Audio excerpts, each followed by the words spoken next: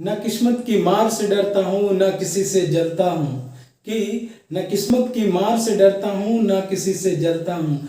दुनिया से एक कदम पीछे ही सही पर खुद के दम पर चलता हूँ। नमस्कार दोस्तों, मैं Milan Kushwaha, motivational speaker, teacher, content and आपका अपना dear friends. Welcome to all of you officers club.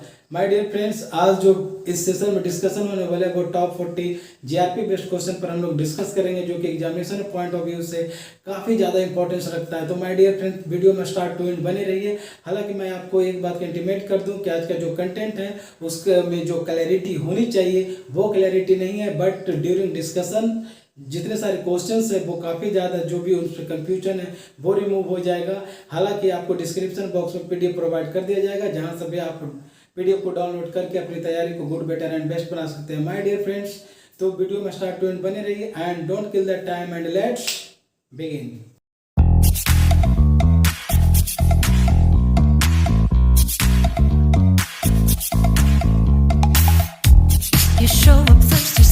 तो dear friends, let's begin. And यहाँ पर जैसा कि आप देख रहे हैं जीआरपी एमसीक्यू सॉल्यूशन, यानी जीआरपी 2019 मल्टीपल चॉइस क्वेश्चन का सॉल्यूशन है कि एंड जो फर्स्ट क्वेश्चन है वो है कि what is operating ratio.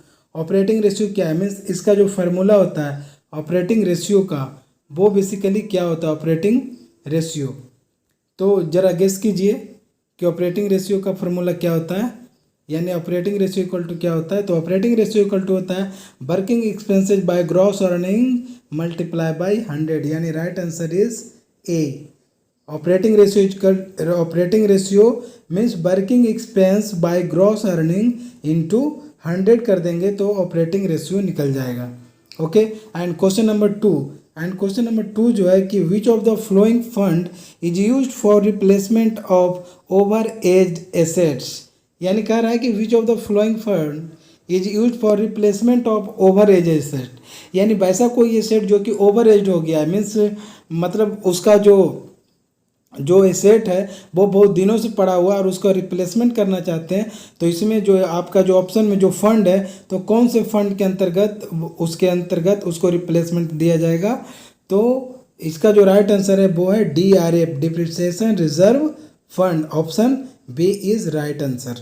Okay, and next time question number 3, and question number 3 is कि head balance sheet transfer is operated in, यानी head balance sheet is operated in. Head balance sheet किस में operate किया जाता है, तो traffic book. चूँकि आप लोग यदि अकाउंट से रिलेटेड है तो ट्रैफिक बुक के बारे में जान रहे होंगे, और ट्रैफिक बुक में ही जो हेड बैलेंस शीट होता है इस टर्म का यूज़ किया जाता है ना। तो head balance sheet transfer is operated इन, तो इसका जो राइट आंसर हो जाएगा वो हो जाएगा traffic book. Okay, and question number 4 is normal increment is allowed after. देखिए प्रिंट ठीक से नहीं है, बट जो क्वेश्चन है मैं पढ़ रहा हूँ और आप लोग सुनकर अच्छी तैयारी कर सकते हैं कि नॉर्मल जो इंक्रीमेंट है question number 4 is allowed after, तो नॉर्मल इंक्रीमेंट है जो वो कितने समय के बाद दिया जाता है, तो राइट आंसर इज 1 ईयर। यानी कोई भी जो इंक्रीमेंट होता है नॉर्मल इंक्रीमेंट वो आफ्टर 1 ईयर किसी भी एम्प्लॉय को दिया जाता है। ओके, चलिए तो क्वेश्चन नंबर 4 हो गया। क्वेश्चन नंबर 5 है कि productivity test are conducted to know, यानी क्या जानने के लिए प्रोडक्टिविटी टेस्ट किया जाता है। तो इसका जो राइट आंसर है वो है कि प्रोडक्टिविटी टेस्ट क्या जानने के लिए किया जाता है। तो प्रोडक्टिविटी टेस्ट किसी भी ऑर्गेनाइजेशन में रिम्यूनरेटिवनेस ऑन वर्क, यानी option A is right answer. यानी वर्क यदि हम कोई काम करते हैं तो उसमें जो पारिश्रमिक संबंधी जो चीज़ होती है किसी काम की, तो उसके लिए प्रोडक्टिविटी टेस्ट लिया जाता है। उसके आफ्टर रिम्यूनरेटिवनेस उसको उस काम के लिए दिया जाता है, यानी पारिश्रमिक, यानी उसको उस पद के लिए लाभ दिया जाता है, यानी उसको जो भी वेतन हो, मजदूरी हो, जो भी हो उसे दिया जाता है किसी भी एम्प्लॉय को। And question number next is कि which of the following method is adopted for working on financial appraisal of projects, यानी किसी भी प्रोजेक्ट के लिए फाइनेंशियल अप्रेजल के लिए कौन सी मेथड है उसे अडॉप्ट किया जाता है, उसे अपनाया जाता है। तो किसी भी फाइनेंशियल जो अप्रेजल है यानी उसके लिए जो मेथड जो अपनाया जाता है वो है डिस्काउंटेड कैश फ्लो मेथड, है ना, डिस्काउंटेड कैश फ्लो मेथड। देखिए ऑप्शन ए में दिख रहा है कि डिस्काउंटेड कैश फ्लो मेथड। तो जब भी पूछा जाए कि विच ऑफ द फॉलोइंग यानी या which method is adopted for working on financial appraisal of project, तो उसका जो राइट आंसर हो जाएगा कि किसी भी प्रोजेक्ट के फाइनेंशियल अप्रेजल जानने के लिए जो मेथड अपनाया जाता है वो डिस्काउंटेड कैश फ्लो मेथड अपनाया जाता है। इस क्वेश्चन का सार यही है। एक बार फिर से मैं रिपीट कर देता हूँ कि किसी भी प्रोजेक्ट के फाइनेंशियल अप्रेजल को जानने के लिए किस मेथड का यूज किया जाता है, तो डिस्काउंटेड ऑन कैश फ्लो यानी option A is right answer. आप टेंशन एकदम नहीं ले, डिस्क्रिप्शन बॉक्स में पीडीएफ लिंक दिया गया है, आप वहाँ से इस पीडीएफ को डाउनलोड करके आप देख सकते हैं और खुद से पढ़ सकते हैं। हालांकि इस डिस्कशन के दौरान ही मैं कोशिश करूँगा कि सारा जो कन्फ्यूजन है वो दूर हो जाए। Okay, come to the point and next question is कि which is the major purpose of PVC in contract. अब देखिए पीवीसी क्या होता है, प्राइस वैल्यूएशन क्लॉज, है ना। तो कॉन्ट्रैक्ट में जो पीवीसी होता है उसका मेन पर्पस जो मेजर पर्पस है वो क्या है किसी भी कॉन्ट्रैक्ट में, what is the major purpose of PVC in contract, यानी कॉन्ट्रैक्ट में जो पीवीसी है उसका मेन पर्पस क्या है। तो इसका जो राइट आंसर है कि to protect interest of contractors and railways due to inflation या डिफ्लेमेशन या वेरिएशन इन प्राइसेस, यानी किसी भी तरह के जो भी कॉन्ट्रैक्ट है मंदी आ जाए या फिर कोई उतार चढ़ाव आ जाए तो उस चीज़ के लिए to protect interest of contractors का इंटरेस्ट को प्रोटेक्ट करने के लिए, उसे रोकने के लिए, या फिर रेलवेज का जो है यानी पीवीसी इसलिए दिया जाता है कि कॉन्ट्रैक्टर के साइड का हो या फिर रेलवे की तरफ से हो। यदि प्राइस वेरिएशन क्लॉज जो है तो वो रेलवे ड्यू टू इन्फ्लेशन या वेरिएशन इन प्राइसेस, तो उस चीज़ से बचने के लिए ही पीवीसी कॉन्ट्रैक्ट में यूज़ किया जाता है। उसका बहुत बड़ा इम्प्लीमेंटेशन पीवीसी का कॉन्ट्रैक्ट के दौरान किया जाता है। So right answer is D, right answer is D. चलिए नेक्स्ट क्वेश्चन देखते हैं। नेक्स्ट क्वेश्चन है क्वेश्चन नंबर 9 की charge expenditure required sanction of. अब देखिए क्वेश्चन नंबर 9 जो है आई थिंक आप लोग को भी पता होगा कि चार्ज एक्सपेंडिचर जो होता है उसे रिक्वायर्ड सैंक्शन ऑफ किसकी सैंक्शन की उसको रिक्वायरमेंट होती है, तो वो है प्रेसिडेंट ऑफ इंडिया, यानी charge expenditure required sanction of president. तो राइट आंसर इज बी। चलिए क्वेश्चन नंबर नेक्स्ट कि what does annexure J denotes in appropriation accounts, यानी what does annexure J denotes in appropriation accounts, यानी appropriation accounts में जो annexure जे है वो किस चीज़ को डिनोट्स करता है, तो एनेक्चर जे एप्रोप्रिएशन अकाउंट्स में statement of important misclassification and mistakes detected, यानी कोई भी मिस्टेक को जब डिटेक्ट किया जाता है, पता लगाया जाता है, या फिर कोई इम्पोर्टेंट क्लासिफिकेशन हो गया हो, तो एनेक्चर जे जो है वो बेसिकली यही डिनोट करता है एप्रोप्रिएशन अकाउंट में। तो एक बार फिर से रिपीट करता हूँ बात को कि एप्रोप्रिएशन अकाउंट में जो एनेक्चर जे है वो किस चीज़ को डिनोट्स करता है, तो एनेक्चर जे एक स्टेटमेंट है जो कि किस चीज़ का, तो statement of important misclassification and mistake detected, कोई मिस्टेक को पता लगाया जाता है या फिर कोई मिसक्लासिफिकेशन वाली बात हो जाती है तो वो एनेक्चर जे के अंतर्गत हमें पता लग जाता है। तो बेसिकली एप्रोप्रिएशन अकाउंट्स का जो एनेक्चर जे है वो इसी चीज़ को डिनोट्स करता है। ओके, चलिए क्वेश्चन नंबर 11 की ओर बढ़ते हैं। एंड क्वेश्चन नंबर 11 की विच प्राइमरी यूनिट यानी object of expenditure primarily record booking to contractual payment for works, यानी कह रहा है कि विच प्राइमरी यूनिट, किस प्राइमरी यूनिट के द्वारा जो ऑब्जेक्ट ऑफ एक्सपेंडिचर है ना, वो primarily records booking of contractual payment for works. किसी भी काम के लिए जो कॉन्ट्रेक्चुअल पेमेंट जो दिया जाता है बेसिकली वो किस प्राइमरी यूनिट के से दिया जाता है, तो वो है PU32, primary unit 32। Right option is C. Remember it my dear friends कि प्राइमरी यूनिट 32 के द्वारा ही जो ऑब्जेक्ट एक्सपेंडिचर का जो ऑब्जेक्ट है यानी primary records booking of contractual payment for bugs, यानी किसी भी बग्स के लिए जो कॉन्ट्रेक्चुअल पेमेंट किया जाता है ना वो PU32 के अकॉर्डिंगली ही किया जाता है। ओके, चलिए आई होप कि प्रिंट में क्लैरिटी नहीं है बट डिस्कशन से आई थिंक आपको क्लियर हो रहा होगा। और फिर भी यदि कुछ आपका इशू है तो प्लीज़ कमेंट बॉक्स में कमेंट कीजिएगा। क्वेश्चन नंबर 12 है कि the post of financial commissioner railway will now be called as, यानी रेलवे में जो फाइनेंशियल कमिश्नर का जो पोस्ट था उसे अब किस नाम से जाना जाता है।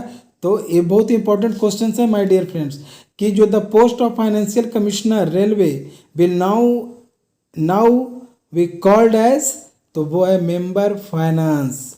राइट आंसर इज बी, यानी जो फाइनेंशियल कमिश्नर होते थे रेलवे के उन्हें अब मेंबर फाइनेंस के रूप में जाना जाता है, मेंबर फाइनेंस के नाम से जाना जाता है। ये जो कि बिल्कुल अपडेट क्वेश्चन है, तो डियर फ्रेंड्स इसे बिल्कुल याद रखिएगा कि जो हमारा जो फाइनेंशियल कमिश्नर का रेलवे में जो पोस्ट था वो now we called as member finance. Okay, चलिए नेक्स्ट बढ़ते हैं क्वेश्चन नंबर 13 की ओर। एंड क्वेश्चन नंबर 13 इसके पहले हमने एक वीडियो अपलोड किया था अर्निंग्स ऑफ रेलवेज, और उसमें वो मैं बिल्कुल जो उसका क्लासिफिकेशन किया था abstract X, abstract Y and abstract Z में, वो उसी से रिलेटेड यहाँ पर क्वेश्चन आई थिंक आप कोरिलेट कर पाएंगे और राइट आंसर दे पाएंगे। And question number 30 is earning from goods traffic is booked into which abstract, यानी किस एब्स्ट्रैक्ट में अर्निंग फ्रॉम गुड्स को दर्शाया गया है, abstract Y, abstract X and abstract Z.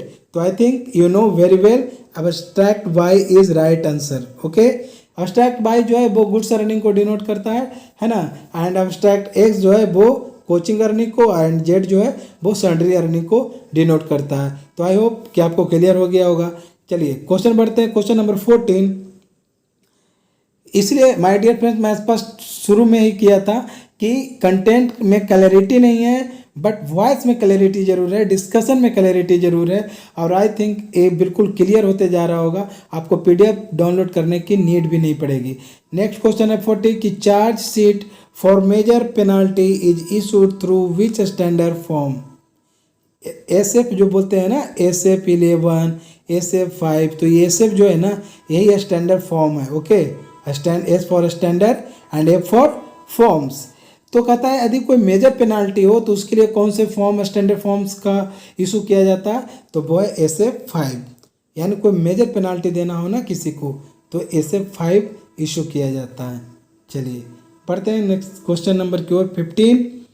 And question number 15 is plan head 41 deals with, यानी plan head 41 में क्या किस चीज़ को मेंशन किया गया है, तो प्लान हेड 41 में मशीनरी एंड प्लांट या इक्विपमेंट को उसमें मेंशन किया गया है। Plan head 41 deals with machinery and plant. Right answer is machinery and plants.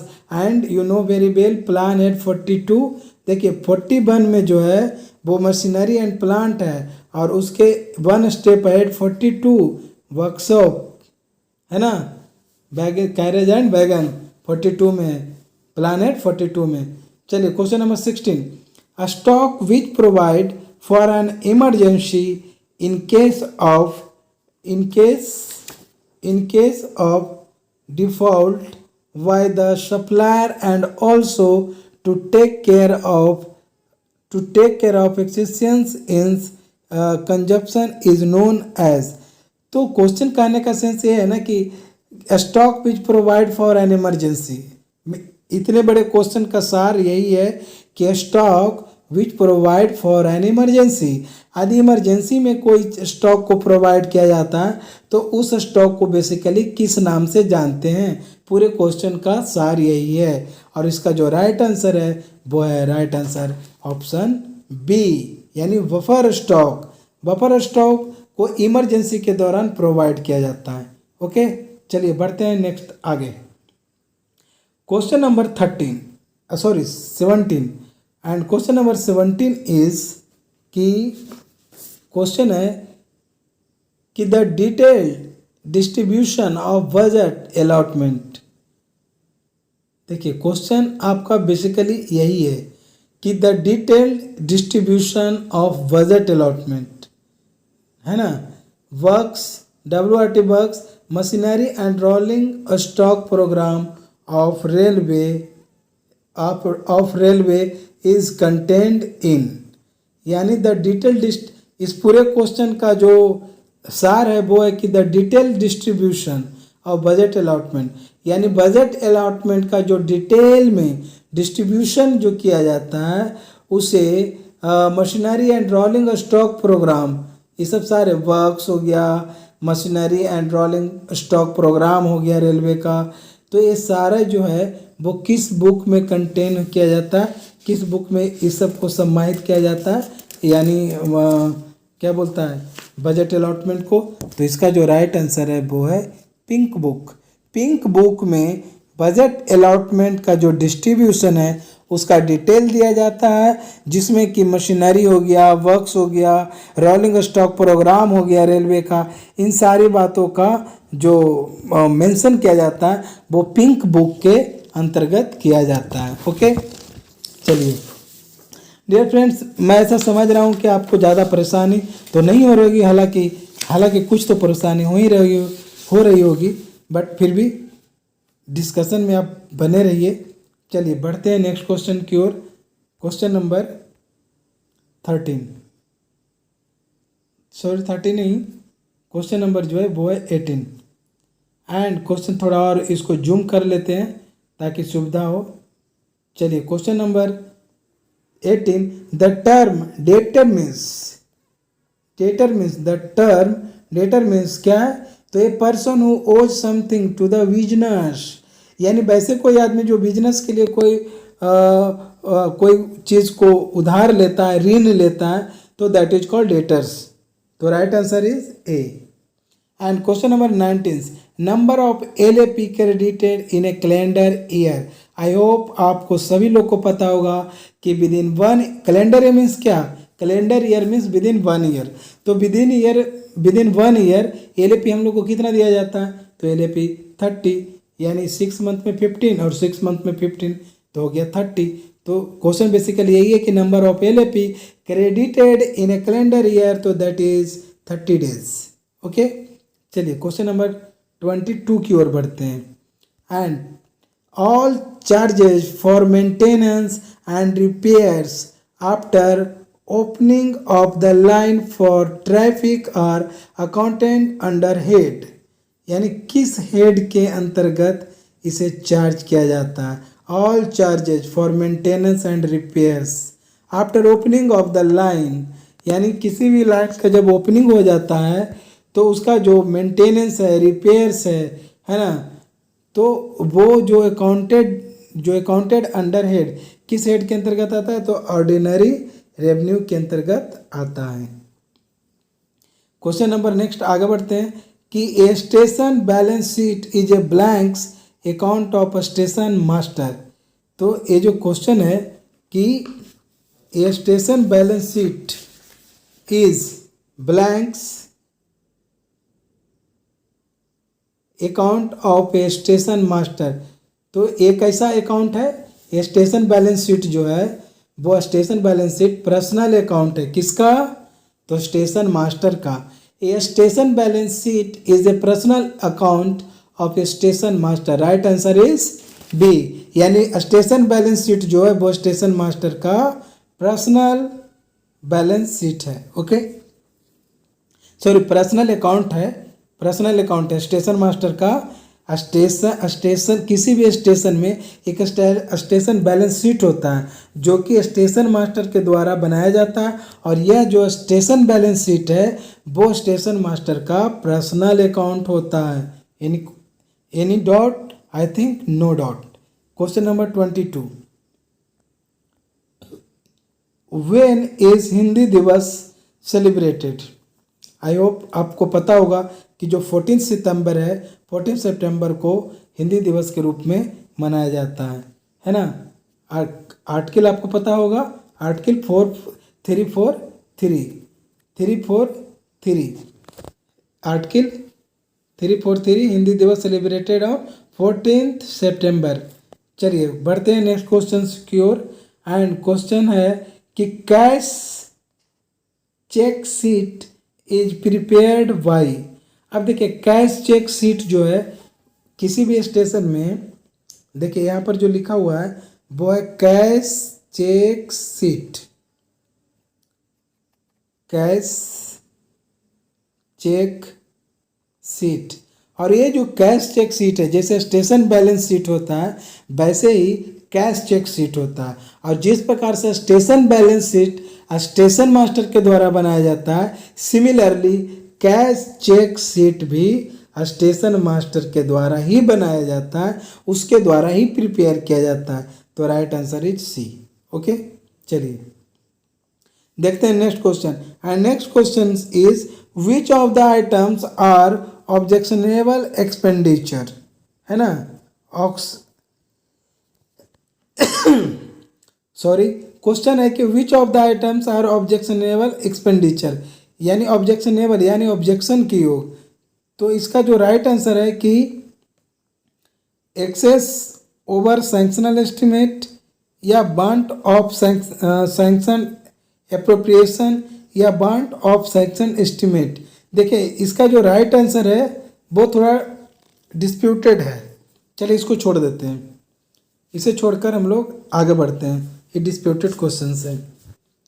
चलिए क्वेश्चन नंबर 26 देखते हैं कि leave encashment is permitted in cumulative up to, यानी जो लीव इनकैशमेंट है वो कहाँ तक परमिटेड है, कहाँ तक हम लोग लीव इनकैशमेंट करा सकते हैं, कितने दिनों का हम लोग जो है लीव इनकैशमेंट ले सकते हैं। तो राइट आंसर इज 60 डेज, यानी 60 डेज का हम लोग लीव इनकैशमेंट ले सकते हैं, that is cumulative up to 60 days. And next is कि traffic book consist of how many distinct parts. तो देखिए ट्रैफिक बुक के कितने पार्ट्स होते हैं, तो ट्रैफिक बुक के 4 पार्ट्स होते हैं। याद रखिएगा, ये सब मतलब काफ़ी ज़्यादा इम्पोर्टेंस रखता है, मतलब कि एग्जामिनेशन पॉइंट ऑफ व्यू से, कि traffic book consist of how many distinct parts. तो traffic book consist of 4 distinct parts. Okay, चलिए बढ़ते हैं नेक्स्ट क्वेश्चन की ओर। नेक्स्ट क्वेश्चन है कि what is the maximum rate permissible in railways for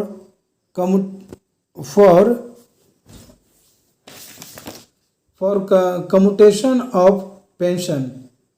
कहता है कि what is the maximum rate permissible in railways for commutation of pension.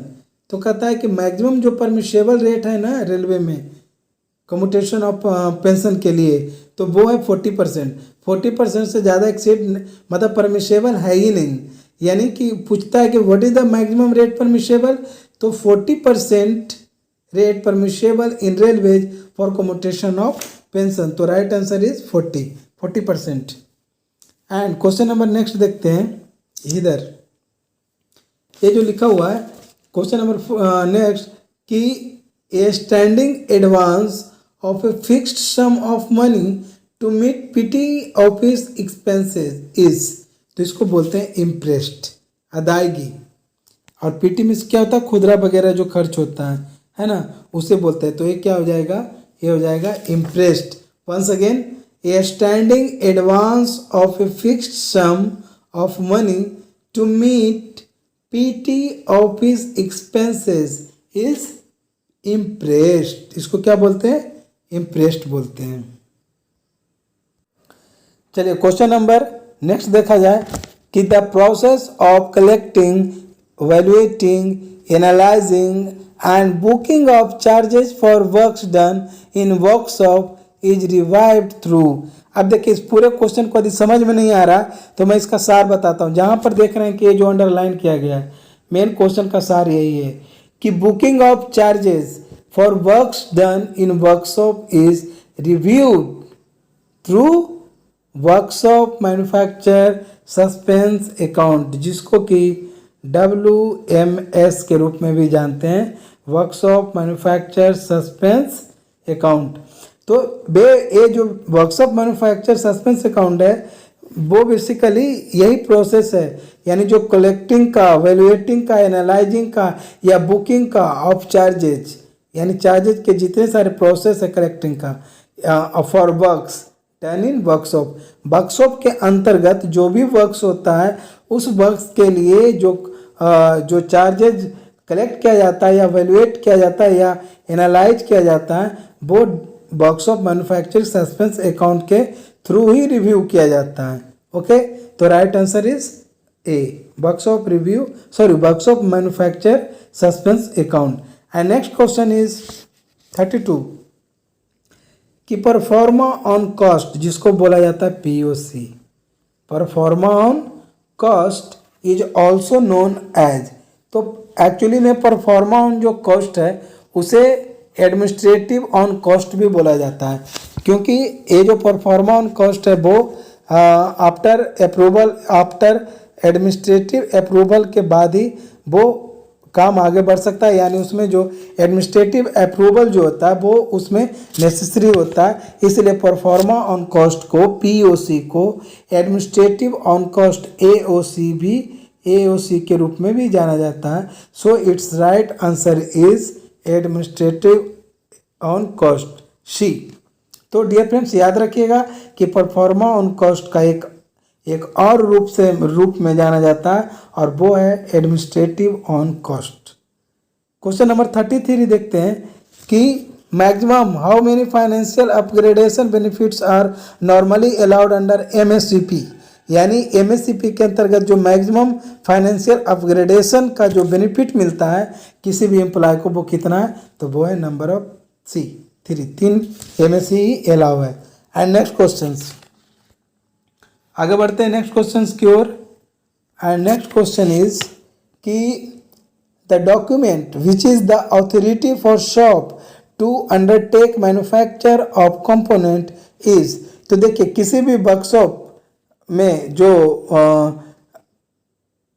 किसी भी आइटम्स को या फिर गुड्स को जो मैन्युफैक्चरिंग करने का बात आती है जब कंपोनेंट की, तो उसके लिए अथॉरिटी जो होता है कि which is the authority for shop, तो उसके लिए एक कार्ड दिया जाता है और उस कार्ड को बोलते हैं रूट कार्ड। यानी रूट कार्ड वर्कशॉप के अंतर्गत वो माध्यम है जिसके माध्यम से किसी भी कंपोनेंट का मैन्युफैक्चरिंग शुरू किया जाता है। यानी the document which is the authority for shop to undertake manufacture of component, यानी किसी भी शॉप को यदि रूट कार्ड यदि प्रोवाइड किया जाता है, इशू किया जाता है, तो दैट मीन्स ये हुआ कि वो अब कंपोनेंट का मैन्युफैक्चर करने के लिए एलिजिबल है। तो किसी भी वर्कशॉप के अंतर्गत किसी भी शॉप को किसी भी कंपोनेंट का मैन्युफैक्चर करने के लिए कौन से डॉक्यूमेंट प्रोवाइड किया जाता है, तो that is root card.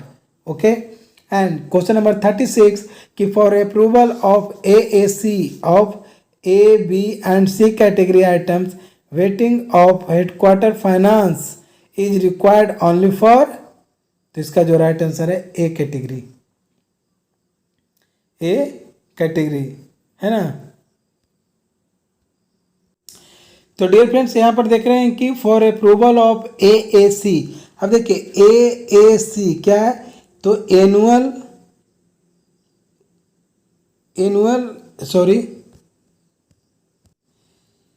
AAC का मतलब एवरेज एनुअल कंजप्शन, यानी for approval of average annual consumption AAC जो है वो एवरेज एनुअल कंजप्शन है कि for approval of AAC of A, B and C category items waiting of headquarter finance is required only for A category. A category का ही मतलब finance is required finance required सिर्फ किस category के items के लिए, तो वो है ए कैटेगरी के लिए। चलिए क्वेश्चन नंबर ए चूंकि स्टोर का क्वेश्चन है, और नेक्स्ट क्वेश्चन है question number 38। The following is not a component of traffic suspense. अब देखिए यहाँ पर 4 ऑप्शंस दिया गया है और कहता है कि ट्रैफिक सस्पेंस का कंपोनेंट कौन सा नहीं है। तो स्टेशन आउटस्टैंडिंग ये तो है ही, एओबी आउटस्टैंडिंग, एओबी आउटस्टैंडिंग ये भी है, account office balance sheet AOB को बोलते हैं, कैश इन ट्रांजिट ये भी है, लेकिन bills recoverable this is not component of traffic suspense. Traffic suspense का कौन कौन सा कंपोनेंट है, तो once again I would like to repeat revise it. Station outstanding, AOB outstanding यानी station of account office balance sheet outstanding, cash and transit ये भी traffic suspense का कंपोनेंट है, but bills recoverable is not a component of traffic suspense. Okay, question number 39 देखते हैं कि material drawn from a store's depot by workshop is debited to, यानी store depot से workshop के द्वारा यदि कोई गुड्स कोई माल ड्रॉ किया जाता है, लाया जाता है, तो उसे जो डेबिटेड होता है वो किस में डेबिट किया जाता है, तो वर्कशॉप मैन्युफैक्चर सस्पेंस यानी वंस अगेन WMS। देखिए वर्कशॉप मैन्युफैक्चर सस्पेंस जो है वर्कशॉप के अंतर्गत काफ़ी ज़्यादा इंपॉर्टेंस यानी वाइटल रोल प्ले करता है। यहाँ पर भी है कि material drawn from store depot by workshop is debited in, किस में डेबिट किया जाएगा, तो वर्कशॉप मैन्युफैक्चर सस्पेंस अकाउंट में ही उसको भी डेबिट किया जाएगा। And question number last and 40 कि which of the flowing analyse A part of inventory control. अब इन्वेंट्री कंट्रोल का पार्ट कौन सा है, तो इन्वेंट्री कंट्रोल का पार्ट है ABC। इन्वेंट्री कंट्रोल बेसिकली होता क्या है कि स्टोर डिपार्टमेंट में जो इन्वेंट्री कंट्रोल होता है वो 3 कैटेगरी में गुड्स को डिवाइड किया जाता है, category A and B and C। तो ABC जो है वो इन्वेंट्री कंट्रोल का पार्ट है, तो इसका जो राइट आंसर है वो है ABC। ओके, तो माय डियर फ्रेंड्स इस प्रकार से 40 क्वेश्चन का जो कलेक्शन था जीआरपी बेस्ड, जो कि काफ़ी ज़्यादा एग्जामिनेशन पॉइंट ऑफ व्यू से इम्पोर्टेंस रखता है। तो होप कि आपको वीडियो पसंद आया होगा। यदि कोई असुविधा हुई होगी, कोई परेशानी हुई होगी, तो उसके लिए मैं सॉरी बोलता हूँ, और PDF का लिंक मैं दे रहा हूँ, आप डिस्क्रिप्शन बॉक्स में जाकर आप वहाँ से PDF डाउनलोड कर लें और एक बार फिर से आप उसे रिवाइज कर सकते हैं। तो माय डियर फ्रेंड्स ये मेरा एक छोटा सा प्रयास था जो कि जीआरपी बेस्ड 40 क्वेश्चंस का कलेक्शन लाना और डिस्कशन करने का। आई होप आपको पसंद आया होगा। तो डियर फ्रेंड्स ऐसे ही एक और ज़बरदस्त वीडियो के साथ बट क्लैरिटी जरूर रहेगी, और मिलते हैं नेक्स्ट वीडियो में। तो till then bye bye, see you, love you all.